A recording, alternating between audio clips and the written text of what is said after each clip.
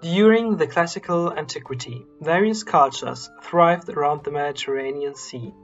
The Roman Empire, reaching its apex in 117, became one of the major empires in history.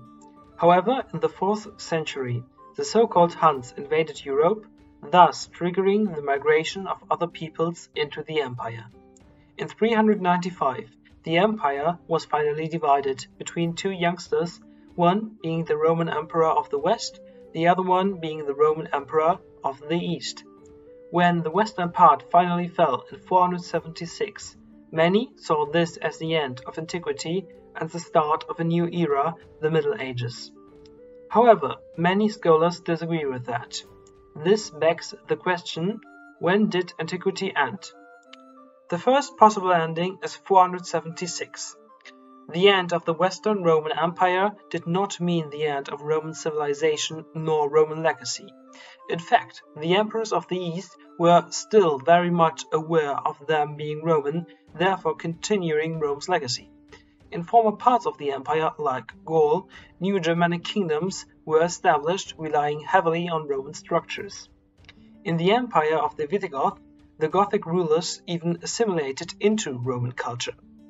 The need to continue Rome's legacy was reinforced through a biblical story analyzed by Saint Jerome, according to whom God gave world domination to four mighty empires, the last one being Rome. After Rome's fall, the kingdom of God was to be established. In order to prevent this from happening so early, Rome's legacy was continued throughout history. The second possible ending is 565. 565 is the year Justinian dies.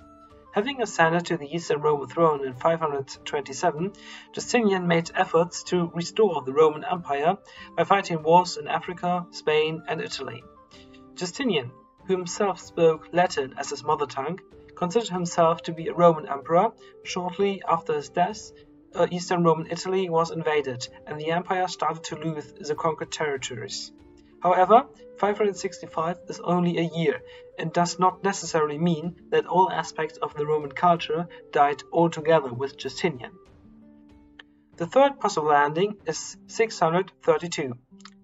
Albeit having fought off the Sasanian Empire, Emperor Heraclius saw himself in conflict with another enemy, that being the Islamic expansion, following the death of Muhammad in 632. The Muslims seized Damascus in 635, and Heraclius was unable to fight them off.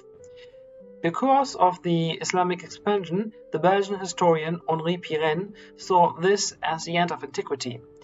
The Mediterranean Sea lost its importance as a trading sea, and the Byzantine Empire also lost its former legend character, thus getting a more Greek character. Nevertheless, the Mediterranean Sea still had its importance after this event.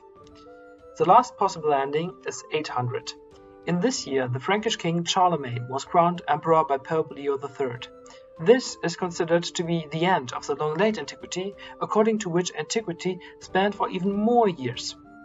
Still, we see medieval structures even before, mostly in the Gothic kingdoms.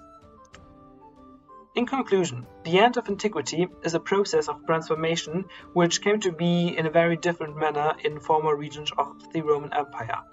Therefore, it is not necessarily 1 year, but rather a period marking the end of the ancient world. I hope you enjoyed this video, and I'll see you next time.